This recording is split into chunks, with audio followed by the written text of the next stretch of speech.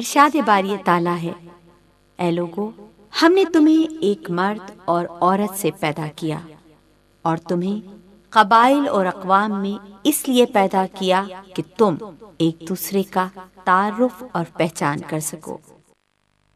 قوموں اور قبیلوں کی پہچان کو پاکستان کی سیاسی تاریخ کے تناظر میں دیکھا جائے تو بھٹو قبیلہ سیاست کے افق پر چمکنے والا وہ روشن ستارہ ہے جس کی چمک کبھی ماند نہیں ہوگی۔ اس میدان کارزار میں قیام پاکستان سے پہلے سر شاہ نواز بھٹو اور قیام پاکستان کے بعد ان کے فرزند ذوالفقار علی بھٹو نے جو گراں قدر خدمات انجام دیں، ان کا تذکرہ کیے بنا سیاست کی تاریخ ادھوری ہی رہے گی۔ میرے ساتھیوں اور مسلمانوں، میں تمہیں گواہ دیتا ہوں، میں تمہیں اللہ تعالیٰ کے حاضر ناظر کر کے گواہ دیتا ہوں کہ مجھے اقتدار کا ہوس نہیں تھا۔ میں نے اقتدار کی کرسی پہ پہلے ٹھوک کے تاش کر کے باہر پھینک کے رکھا تھا۔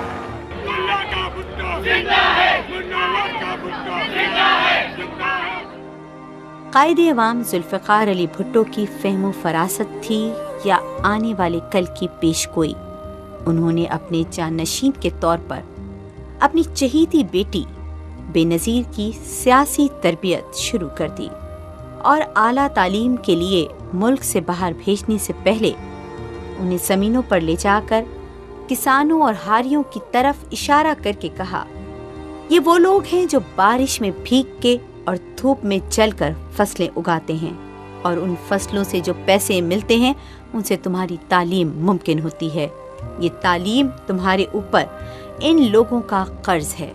محترمہ بے نظیر بھٹو کو باپ کے پابند سلاسل ہونے سے لے کر ان کے عدالتی قتل تک حالات کے جبر اور آمریت کے ظلم نے جو حوصلہ دیا، اسی حوصلے کو اپنی جد و جہد کا ایندھن بنا کر کسانوں، مزدوروں اور پسے ہوئے لوگوں کی زندگی کو بدلنے اور باپ کے ادھورے خواب کی تعبیر کو عملی جامہ پہنانے کے لیے انہوں نے سیاست کے پرخار راستے پر قدم رکھا۔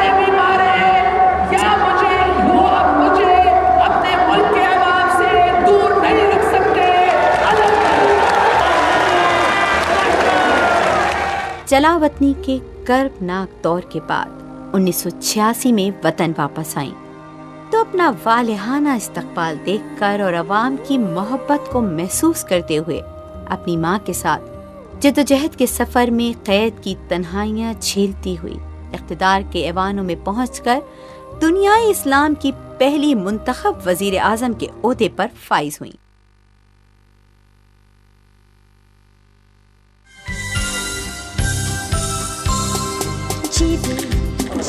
عوام کو اس ملک کے مالک ہونے چاہیے، اور جو ہم سیاستدان ہیں، جو منتخب نمائندے ہیں، ہم عوام کے خادم ہیں، مگر افسوس سے کہنا پڑتا ہے کہ عوام دشمن طبقہ نے عوام کو اپنے سیاسی اور معاشی حقوق سے محروم رکھا ہے۔ میں یہاں آئی ہوں عہد کرنے کے لیے کہ ہم عوام کے حقوق کو بحال کریں گے، ہم صوبوں کے حقوق کو بحال کریں گے، اور ہم جب جمہوریت کی بات کرتے ہیں، یہ جمہوری کاررواں عوام کا کاررواں ہے جو عوام کو امن دے گا اور خطے کو امن دے گا۔ عورت کی حکمرانی کے حوالے سے مردوں کے اس نام نہاد معاشرے میں انہیں بیچا تنقید کا سامنا کرنا پڑا، مگر وہ اپنے مشن، اپنی جدوجہد سے 1 انچ بھی پیچھے نہ ہٹی۔ آج ہر شعبے میں خواتین مردوں کے شانہ بشانہ ملک کی ترقی اور خوشحالی کے لیے کام کر رہی ہیں، تو اس بات کا سہرا بھی محترمہ بے نظیر بھٹو کے سر ہے، جنہوں نے معاشرے کی پسی ہوئی خواتین کے لیے نہ صرف آواز اٹھائی بلکہ انہیں عملی نمونہ بھی فراہم کیا۔ یہ لوگ غریب لوگ سوکھی روٹی بھی نہیں کھا سکتے. وہ 1 کلو سے 5 لوگ کو کھلانا مشکل ہوتا ہے, اور 2 بار اگر آٹا پکایا جائے تو مہینے میں کیسے گزارا ہوگا, کرایہ کیسے دیا جائے گا, ٹرانسپورٹ کے پیسے کیسے دیے جائیں گے. تاریخ اسلام خواتین کی جدوجہد اور قربانی کی مثالوں سے روشن ہے. کہا جاتا ہے کہ وقت ہمیشہ خود کو دہراتا ہے تاکہ آنے والی نسلیں اس سے سبق سیکھیں اور ماضی کے روشن ستاروں کو یاد رکھیں. اس لیے قدرت نے موجودہ صدی میں یہ قرآن انقلابی اور روشن خیال آدرش رکھنے والی محترمہ بے نظیر بھٹو کے نام نکالا. اپنی جدوجہد، مشکلات اور باپ کے فلسفے کو اپنی خود نوشت مشرق کی بیٹی میں قلم بند کرنے والی اس نڈر جرأت مند لیڈر پر کئی ملکی اور غیر ملکی مصنفین نے کتابیں تحریر کی. ان کی بہادری اور ہمت کو خراج تحسین پیش کرتے ہوئے پاکستان میں مزاحمتی شاعری کی علامت سمجھے جانے والے نامور شاعر حبیب جالب نے ایک نظم میں لکھا تھا: بندوقوں والے ڈرتے ہیں ایک نہتی لڑکی سے. ہمارے معاشرے میں یہ تصور عام ہے کہ ملازمت پیشہ خواتین نہ تو اچھی بیوی ثابت ہوتی ہیں اور نہ ہی اچھی ماں، مگر محترمہ بے نظیر بھٹو نے یہ تصور حرف غلط کی طرح مٹا ڈالا. ایک ایسے وقت میں جب ان کے شوہر موجودہ صدر مملکت جناب آصف علی زرداری قید و بند کی صعوبتیں برداشت کر رہے تھے، تو انہوں نے یہ ثابت کر دکھایا کہ وہ ایک بہترین اور وفا شعار بیوی اور بچوں کے لیے شفیق ماں ہی نہیں بلکہ اپنی پارٹی کی ایسی لیڈر ہیں جو اپنی ذاتی ذمہ داریوں کے ساتھ ساتھ سیاسی ذمہ داریوں کے فرض کا بوجھ نہ صرف اٹھانا بلکہ نبھانا بھی جانتی ہیں. دوسروں کے دکھ درد کو اپنا سمجھنے والی بے نظیر بھٹو کو باپ کی طرح عوام کی نبض پر ہاتھ رکھنے کا فن بھی بخوبی آتا تھا. یہی وجہ تھی کہ انہوں نے جب بھی عوامی رابطوں کے لیے سڑک یا ٹرین کا راستہ اختیار کیا تو خود کو تاحد نظر انسانی سروں کے سمندر میں پایا. خیبر سے آئے، پنجاب کے میدانوں سے آئے، بلوچستان کے ریگستانوں سے آئے، کشمیر کے وادیوں سے آئے، امید اپنے دل میں امید لے کر کے کہ یہ ظالم دور ختم ہو جائے، قوم کو ایک اچھا وفاقی جمہوری نظام دینے کے لیے اکٹھا کام کریں گے. وہ چاہتی تھیں کہ اسلامی قوانین، بین الاقوامی یونیورسل ڈکلیریشن اور آئین پاکستان کے مطابق ہر شخص کو جان و مال، عزت و آبرو اور معاشرتی عدل میں یکساں حق دیا جائے. نوکری ہے تو عزت ہے، انسان عزت چاہتا ہے. ہم ہمارے بھائیوں اور بہنوں کے لیے عزت چاہتے ہیں اور ہم اپنے ملک کے لیے عزت چاہتے ہیں، اور ہم سب کو عہد کرنا چاہیے کہ ہم مل کر کے دیں گے.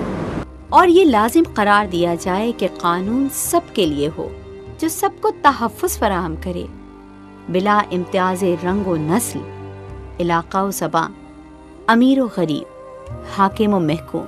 معاشرے کا ہر شہری خود کو محفوظ سمجھے.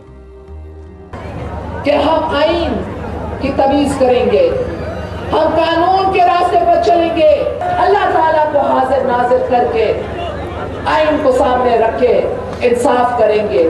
آج میں اپنے لوگوں سے مخاطب ہوں. عورت ہونے کے ناطے وہ پوری دنیا اور خصوصاً پاکستان کی عورتوں کے بارے میں متفکر رہتی اور عورتوں کو معاشرے میں برابر کا حصے دار بنانا چاہتی تھی. پاکستان میں پہلی بار ویمن پولیس اسٹیشن کا قیام اور ان کے خلاف امتیازی اور استحصالی قوانین کا خاتمہ ان کا عزم تھا. موجودہ حکومت نے جناب آصف علی زرداری کی سربراہی میں خواتین کے تحفظ کا بل منظور کر کے نہ صرف ان کے خواب کو پورا کیا بلکہ خواتین اور انسانی حقوق کے حوالے سے دیگر کئی پروگراموں پر آج بھی عمل درآمد ہو رہا ہے. محترمہ بے نظیر بھٹو نے سیاست میں ہمیشہ برداشت اور رواداری کے فروغ کے لیے بھرپور کوششیں کی.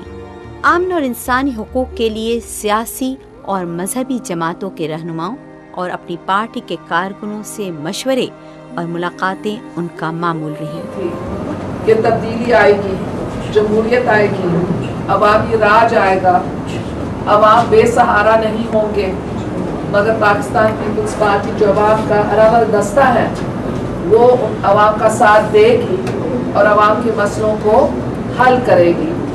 تو دہشت گرد نہیں چاہتے کہ ترقی ہو، دہشت گرد نہیں چاہتے کہ غربت مٹایا جائے اور ظالموں سے نجات پایا جائے۔ وہ نہ صرف قومی بلکہ بین الاقوامی طور پر بھی ہمیشہ اس کے لیے مصروف عمل رہی۔ محترمہ بے نظیر بھٹو کی جہد مسلسل باپ کے اقتدار پر شب خون مارنے والے ڈکٹیٹر ضیاء الحق سے شروع ہو کر پرویز مشرف کی وردی اتروانے تک جاری رہی۔ ان کی قائدانہ صلاحیتوں کا پورا عالم معترف تھا۔ وہ تیسری دنیا کے غریب اور پسماندہ ملک میں جنم لینے والی مشرق کی بیٹی، جس نے نہ صرف اپنے باپ سے کیے وعدے کو پورا کیا بلکہ اپنی ذہانت، سیاسی بصیرت اور قائدانہ صلاحیتوں کی بدولت دنیا بھر سے القابات اور ایوارڈز حاصل کیے۔ وہ سیاستدانوں خصوصاً خواتین کے لیے ایک ایسا چراغ بے مثل ہیں جس کی تقلید تو کی جا سکتی ہے مگر ہمسری نہیں۔ دنیا ان کی جدوجہد اور خدمات کو ہمیشہ سراہتی رہے گی اور ان کا نام تاریخ کے اوراق میں ہمیشہ پوری آب و تاب کے ساتھ جگمگاتا رہے گا۔ بے نظیر، بے نظیر، دلوں میں زندہ بے نظیر۔ ہر صوبے میں آواز جس کی ہر گھر میں تصویر، بے نظیر، بے نظیر، دلوں میں زندہ بے نظیر۔ خواب جمہوریت جس نے دیکھا، اس کی کٹی کیا جیون ریکھا، وفاق کی کٹ گئی علامتی زنجیر، بے نظیر، بے نظیر، دلوں میں زندہ بے نظیر۔ روتے ہیں اس کو گھر والے، روتی ہے دنیا ساری، وہ دختر مشرق کہیں جسے، وہ بہن ہماری تمہاری۔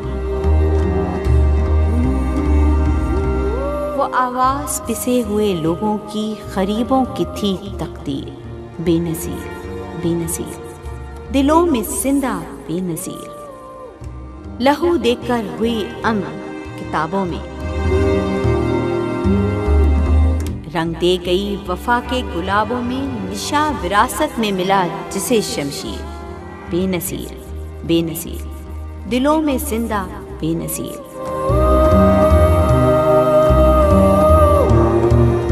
جس کی شخصیت کا تھا زمانہ شیدائی، وہ کٹھن راہوں سے نہ کبھی گھبرائی، وہ بے نظیر باپ کی تھی بیٹی بے نظیر۔